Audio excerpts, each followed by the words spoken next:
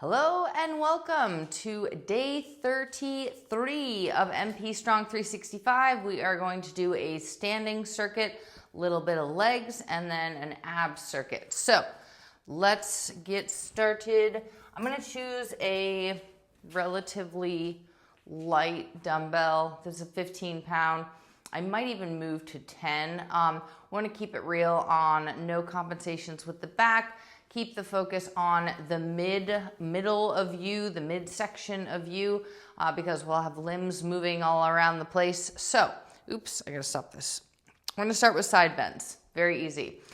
Feet are grounded, all 10 toes, just kind of lightly, so they're on the ground, but they're not stuck in there. I often will get too stuck in the floor with my feet, so just raise your heels up and down a couple of times and feel the control of that heel drop. You've got your weight off in one hand. And the first thing we're gonna do is a side bend plus a little curtsy lunge, which is your one leg sweeping back behind the other one. Okay, so we'll get the little obliques and the outside of the hip. I'm gonna raise my heels up and hold the heels up and tuck my tailbone in. And then just bend the knees a little bit. Just get those ankles. I did run a little bit, so I don't know why I was qualifying my bad form. So heels are high, bobbing up and down, trying to capture the knees just behind the ankles if you can get them. So your glutes are sunken back as much as possible. Your heels are up. A couple more times. Whee, dang it. That's all right. Well, we'll come back to that later. So we'll go to a side bend. This other arm stays out extended the entire time. So it's going to be right obliques. And then I let my shoulder drop sadly on the left. So I'm going to try that again. I'm going to keep my shoulders square. And we'll come down with the obliques first. So shoulders stay up, kind of a little bit of a robotic motion there. And then we sweep that right leg back behind the left, get the outside of the left hip, and return to standing. Side bend, left hip, naming the muscle really helps. Right obliques, left hip. Yes, you are dragging that weight back up through the left leg, left hip, and then we get a little kiss with the right obliques, letting that right arm slide straight out, shape of a T. So you're always engaging more muscles. We spend this time, we want it to be well used by integrating as many muscle groups as you can mentally manage. Slide the right arm straight. Good. Left hip, left hip, left hip, left hip, left hip. Good. Right arm slide straight.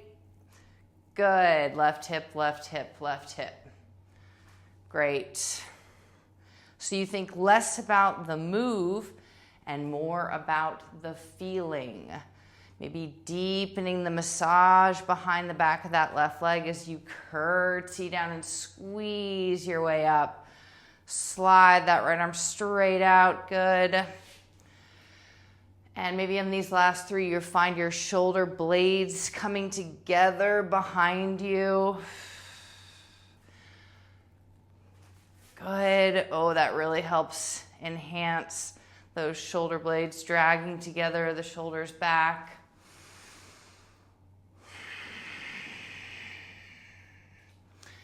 And we're on our last one here. That is good. And the left hip is so strong that it can just, balance until I start thinking about it. So we're going to do the other side, and we'll switch the weight over to the right-hand side. And again, I'm trying to keep everything like unstuck, right? So I just wiggle around a little bit, shake it out. Boxers will often between, even between hits or whatever, they'll just shake it out. And then you bring it back up. So I keep talking about boxing. Boxing is calling me. All right, so I'm just gonna slide weight to equal parts inside, outside the leg. Extend the left hand straight out. Say hello to my little robot. Hello. And we'll come down to the side. Left obliques. Great. And sweep across right leg. Good. So it's left obliques. And we'll sweep across the right leg. If you do have a mirror, you can examine like where your legs fold. Mine are a little bit, you know, collapsed, hard to see, but depending on how exaggerated your knees go in or your feet fall in, this is a good time to equalize. Good. By keeping your hips square, your legs straight and grounded and symmetrical. Left obliques, right hip, right hip, right hip. Great. Left obliques. You'll notice that the messaging to the muscle is more delayed or absent, one side versus the other. Again, you can focus on the move, but I strongly encourage you to observe which sides of your body on which movements you have a better relationship with. It's quicker. It's just like circuitry. How fast does the message travel from your brain to the muscle and back? Great, you're just one big electric circuit. Starting with your sinoatrial node, your SA node, that's what keeps your heart ticking. So we are one lovely from electrolytes, ion channels. We are just electric. Boogie, woogie, woogie. 3 more times, dragging those shoulder blades together. Ooh, little catch there. That's because my left side did too much and my left glute didn't do enough, so I'm going to stamp that left foot down. This is pernicious in my muscular asymmetries. I'm going to stamp that left leg down on that last side bend. Stamp the left leg down. Good. And right hip.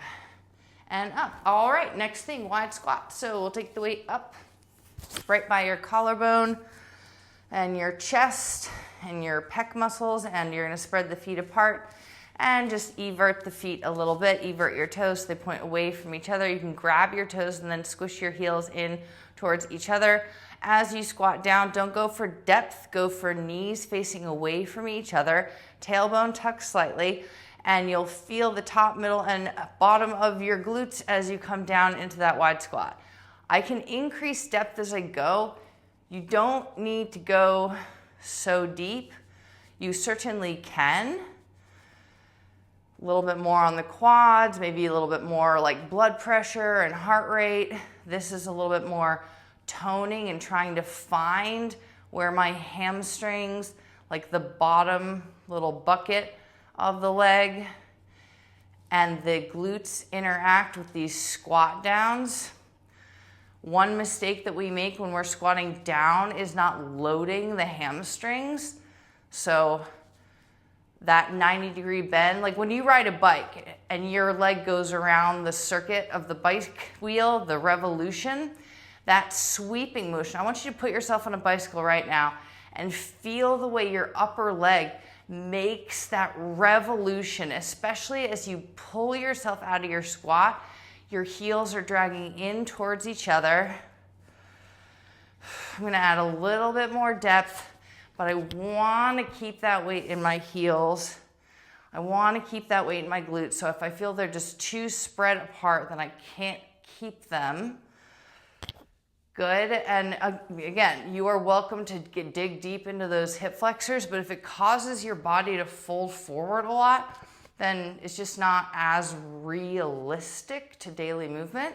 Good. Now, last 6, we're going to pop up. And I do high rep because we want strength endurance. I want to do 1 set of these, and I want to make that 1 set magnify different parts of my body. Good. Squeeze up, quads. Squeeze up, quads. 2 more. Good.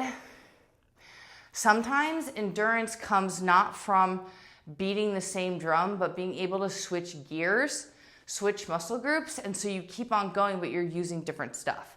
Shh, don't tell anybody, it's a hack. Our next is going to be a front lunge with a little drop. So I'm going to turn and face the side, and I'm going to take my front lunge position, but the best way to notice that you need these is by going down to pick up something. So if I'm just lunging down to get something I dropped on the floor, how easily am I doing that? How much am I folding over from my head, or just like going down to get it like this because my glutes don't have to do anything? This is a good way to course correct that or turn on the muscles that help you hinge. So we'll stay in a front lunge position. All right, I'll hold the weight in the non-dominant, and I'm gonna take my front lunge, and then I'm gonna try that again and see if I can make it a little bit more graceful. I just tucked my belly button on that. And I'm going to slide down with the flat spine, all the way down and up, and then sink the back knee or scoop the back knee underneath you for a little bit of a stationary lunge. Front, fold, oh boy, and stationary. Pop, front fold.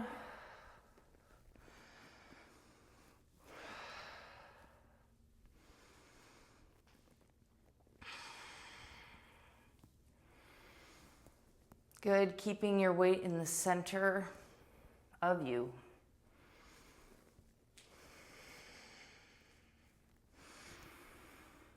I can't not breathe on this one, which tells me I need more buckets of air in the middle. Maybe a little bit of a shoulder blade squeeze, but not really, because that screwed me up. So I'm gonna shut up and just go 5. Both sides, glutes on, scoop, quads, fold, dig, and up. Fold, dig, and up.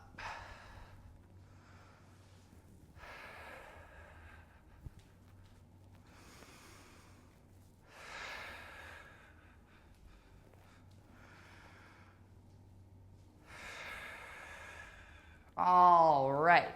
Groovy. So it's like 2 exercises in 1, 2 lunges in 1, right? So we'll go to the other side. Left leg is forward, and I'm gonna lunge that leg forward to make it real life. Tuck my toes in a little bit, lunge that leg forward, and we'll come into that front dig, and back knee scoops up underneath you. All right.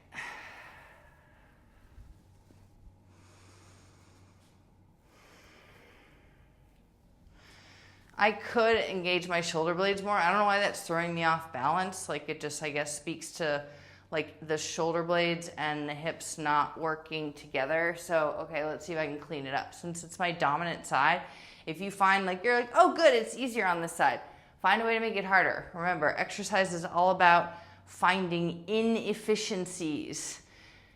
Meaning you don't want to go the path, literally the path of least resistance. You want to figure out why it's easy and dig for more muscles so you can clean it up. Go exploring. If you fall out of it, who cares? Just go right back in. But saying yes, saying the muscle group, quads, dig, shoulder blades.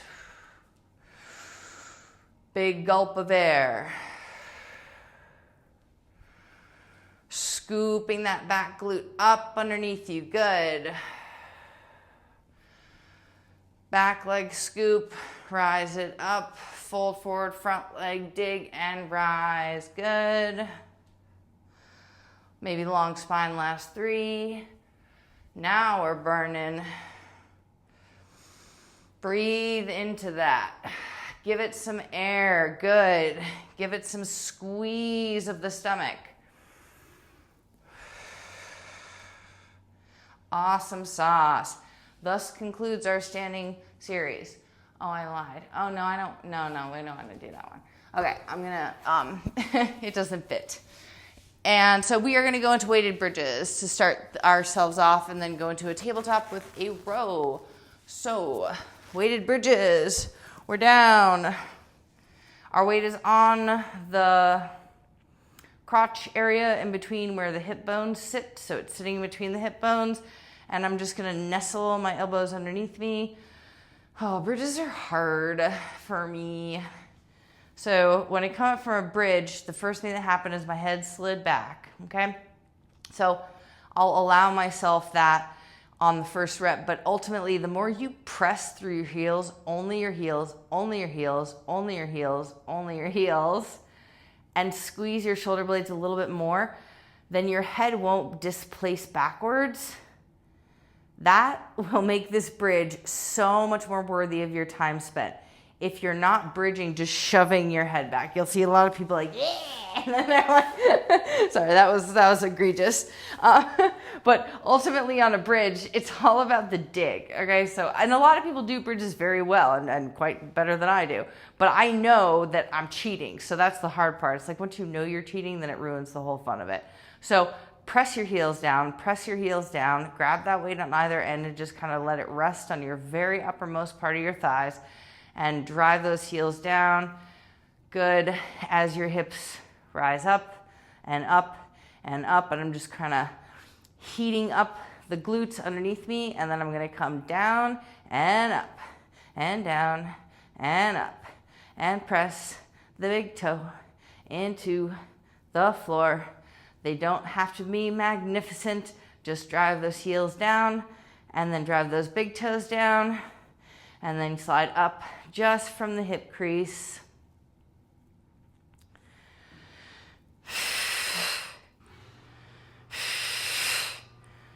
That's 8, 7,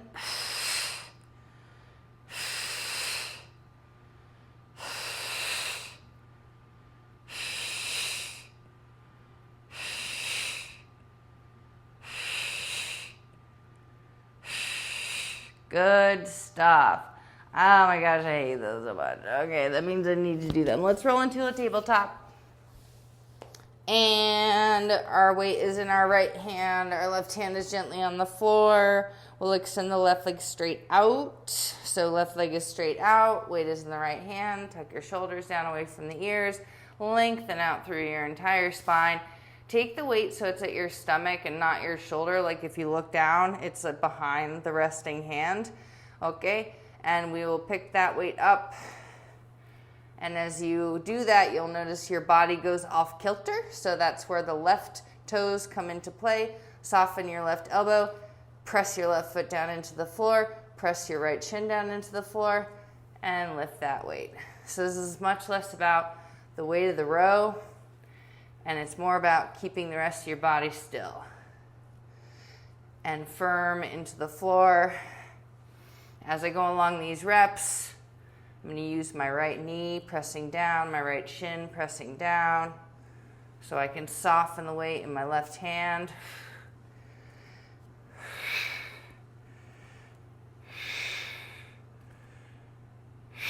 Press down through the left toes.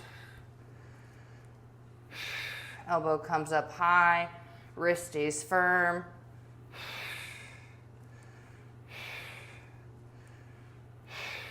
Three,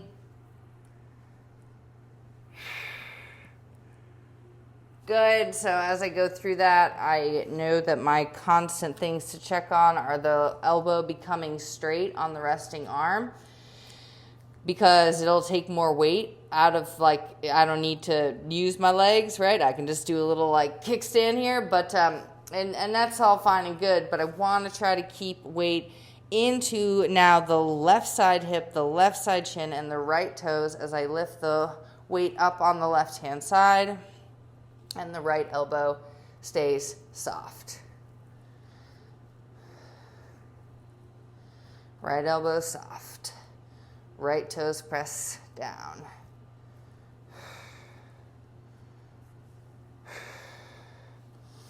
I'm going to give myself a little more space. I can uncrowd the trunk. These exercises, again, are one set wonders because there's a lot going on.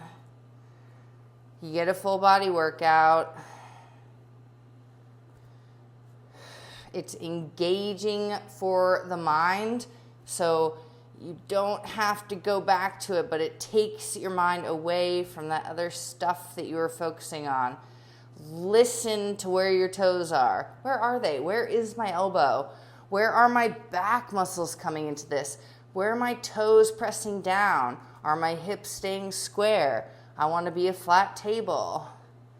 2 more times. I recommend a mirror. I haven't looked at all, so, you know, who knows how this is going to be. But that is the end of that. So no heavy upper body, but that felt good. I need to do some upper body tomorrow. Get a little bit less, like, flimsy and just load some stuff, man. All right, so we're in a push-up position. I'm taking a down dog for a little pedal, and then I'm going to go knees across the body, and we'll finish with abs. So as you exit your down dog, you will slide your head forward, diving into a push-up position. Good, locking in your glutes, pressing the arch of the foot against the floor. Little elbow bend. Knee crosses the body, knee crosses the body. Elbow bend, knee cross, knee cross. In other words, some people refer to this as a push-up with a mountain climber. I say it's bending the elbows to soften and engage the back muscles and chest muscles and rib muscles, diving down. You can keep your eyes closed and your brain focused on your breath. Noticing how hard it is to breathe in. So I'm going to suck that air in through a straw. Try it. Like little bit.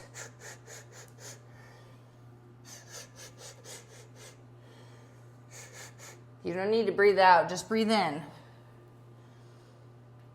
It'll escape out. Pressure it in. 2 more times.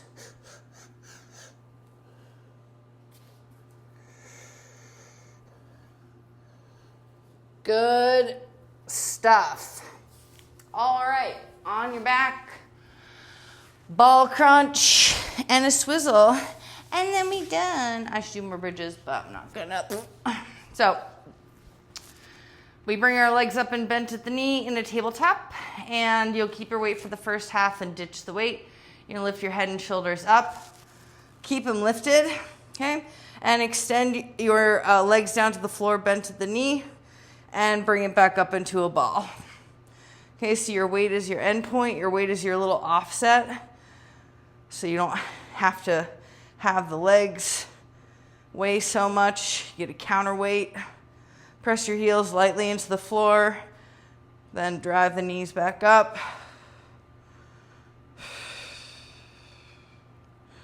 Exposing the stomach and then dragging it in.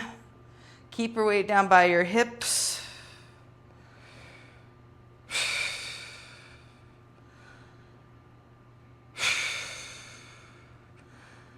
One more time. Good. Send that weight down to the floor. Take your hands behind your head. Cradle the back of your neck. Your thumbs are on the nape of your neck. Okay? You're going to hold your legs up in a tabletop, up and bent at the knee. Shimmy your shoulders down away from the ears. And we'll take both legs straight out, toes pointed, and in, and out, and in, and out, and in. 5 more. It's out, and in, out, and in. Noticing where the spine leaves the floor. Do it at your own ability level. Now flex the feet and continue. 8. Peeling the shoulder blades down and together, pressing the middle of your back against the floor. Good. Really get those elbows down to the floor as well.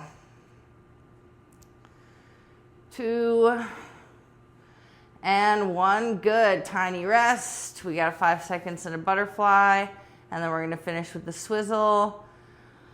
Head up, and we will bring the legs up into the air. Zoop. And our swizzle is crossing our changement. Okay, so after you get the movement where you're switching the legs top to bottom, swizzle, lift your head up, lift your shoulders up, press your spine. Expose your throat and squeeze your inner thighs. 1, 2, 3, 4, 5, 6, 7, and 8. 8, 7, 6, 5, 4, 3, 2, and 1. That's it. Pretty cool, right? And oh yeah, that was longer than I thought. It always is, isn't it? All right, we'll see you on the flip.